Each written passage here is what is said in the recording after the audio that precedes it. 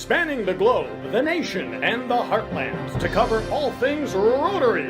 It's the District 6000 News Network with anchor Tom Narek, investigative reporter Chris Nelson, sports with Coach Chris Knapp, and featuring Liz Cox with public image commentary. Your Rotary 6000 News starts now. Good evening. This is District Governor Tom Narek with the District 6000 News Network. You have heard of the real news and the fake news. Well, we're better known as Taint. This ain't necessarily television, but you can just call us News 6000. We guarantee it's 6,000 times more interesting than Fox or CNN. Today we hope to inform you, inspire you, and avoid embarrassing ourselves. Our first Tainted brief is on membership. Our membership correspondent, Chris Nelson, has been out there in Rotary Land looking for new members. Chris, where in the world are you? Am I on? Put me in the game. Not yet, Coach. You'll get your turn. Let's take a break for a word from Rotary while we look for Chris. I'm Liz Cox, your District 6000 Public Image Chair, and it's a great time to be a Rotarian. Did you know that Rotarians do more than just memorize the four-way test and drink coffee? They put service above self. Visibility is super important. This club made sure that everyone coming into their community knows that Rotary is alive and well with their Rotary wheel. Watch out, Masonic Lodges. There's some competition in town. Welcome back to Rotary District 6000 News. We'll now hear from Chris Nelson about membership. Membership? When are we going to hear about sports, the main event? Not yet, Coach Knapp. You will get your turn. Chris, can you give us an update on our district membership? Well, Tom, I just first want to say hello to my mom. Hi, Mom. All right, now that that's out of the way, how about membership? Well, Tom, looking back at the last 24 months, this is what we've seen. We've seen the numbers go from 3,870 to 3,705. That's the wrong direction. But I've got good news. There is a lot of good stuff happening in clubs out there. 17 out of 65 clubs are experiencing growth. It's phenomenal. There is a lot of good stuff going on, Tom. So why do you think those 17 clubs have experienced growth? Well, there's more people in those clubs now, Tom, than there were before. That's why there's growth. Okay, that's not exactly what I needed. What are those clubs doing differently to experience growth? Well, I'm not totally clear on that, Tom. I'm in the process of reaching out right now. Reaching out to those clubs that have been so successful and finding out what they've done. The clubs I've visited, there's one thing that is common. They're having fun. They're having fun. When I visit those clubs, I'm leaving with more energy than when I came in with. They're vibrant. They're inclusive. They engage their members. They are very active in the community in addition to the international services. They also involve family. Tom, that's why I brought up that little message to my mom. It's more of a reminder to say, hey, get your family involved. It's important. Remember, the future of Rotary depends on the next generation. Let's get those family members involved and we can carry the torch for all humankind. So what about the clubs that are not doing very well? What do you have to say about them? Well, Tom, I was hoping you would handle that. But I can add this. I can add this.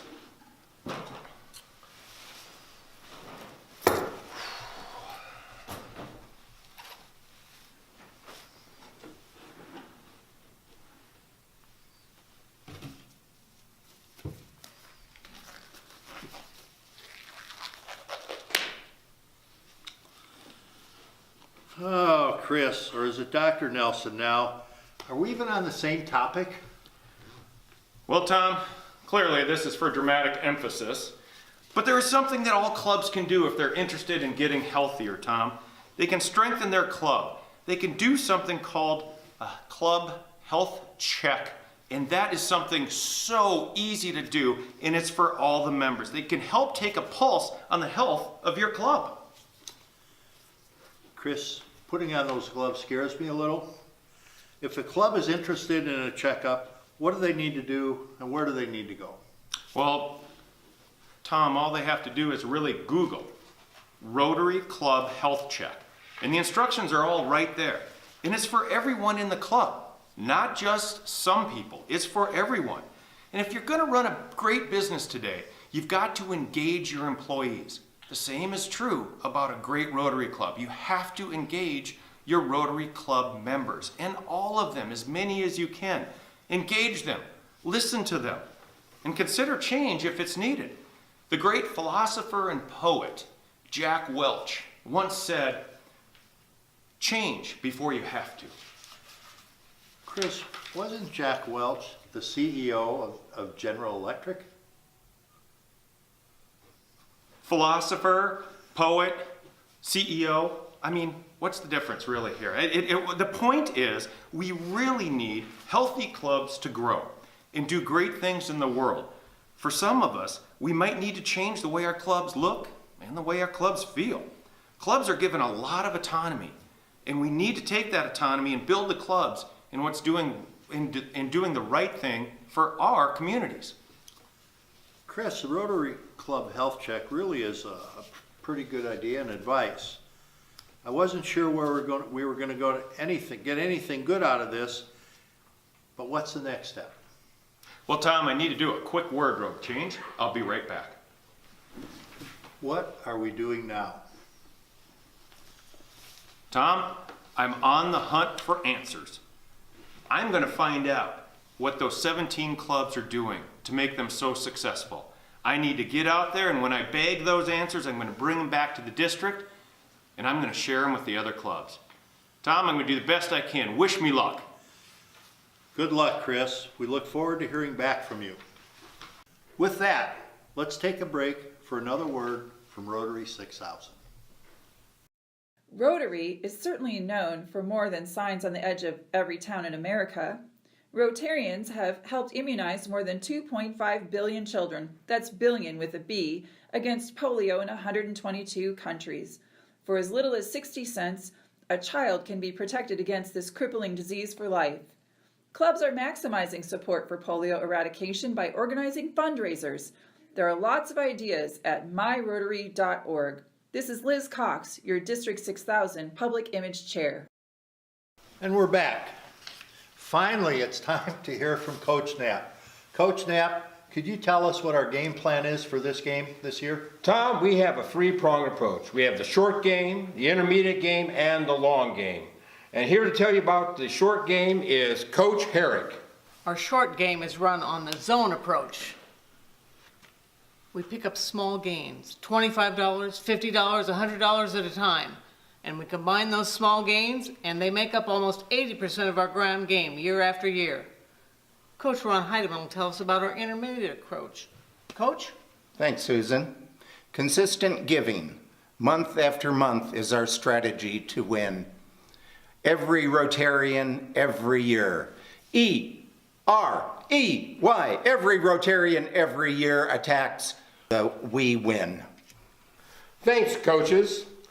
Our long game is anchored by the Paul Harris Society, the Bequest Society, the Endowment Fund, and the major donors. Our quarterbacks are Arch and Clumph, and they will now fill you in on our long game plan. Arch, Clumph.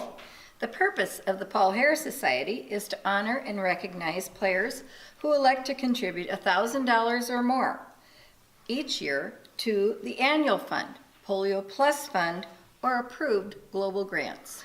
And players who have given major donations of $10,000 or more become members of the Bequest Society. They give that through their estate planning. Players that have given $250,000 or more become members of our special Hall of Fame club, the Arch Clumph Society. These major gifts support our long-term game. Tom? Coach Knapp, any final words for our viewers on this year's strategy? Thanks, Tom. Every year we're in the game. Every year we move the ball down the field into the end zone. We score points. We have fans all across our footprint. Rotarians are contributing year after year, building our team's success. We are constantly building teams across the globe, around the world, in our communities. We are improving the lives of people here and far away. And the people of our district are a great team, and we are people of action. Thank you, coaches and players. Now we'll hear a final word from our public image coach, Liz Cox. Thanks, Tom. In addition to important international work, Rotarians make lasting contributions to the communities where they live. A great example is the nautical-themed playground Rotarians built along the Riverwalk in Des Moines. This playground draws families downtown to enjoy the trails and new bridges along the Des Moines River. Rotary brings communities together. And we're back for a final word from Membership Director Chris Nelson, who has returned from his membership hunting trip. Any luck, Chris? I say, good chap. Jolly good show. Finding new members is elementary. One does not need to stalk prospects. We just need to talk to them and show them what smashing fun we all have in our clubs. Why, who wouldn't want to be a part of one of the greatest organizations in all of the world? Well, you know what they say. The sun never sets on the empire of Rotary. Is that what they say? I remember they also say, remember to take your malaria pills. That's all we have time for tonight. On behalf of Sherlock Nelson here and Coach Knapp and our Principal of Public Image, Liz Cox, this is District Governor Tom Narek signing off for Rotary 6000 News and reminding you that just because you heard it on the news, as we know, it tain't necessarily so. Good night. The views expressed in this newscast are heartfelt and accurately reveal how much we love Rotary. This material is not copywritten, as no one remembered to file the paperwork. This is a volunteer organization, for crying out loud.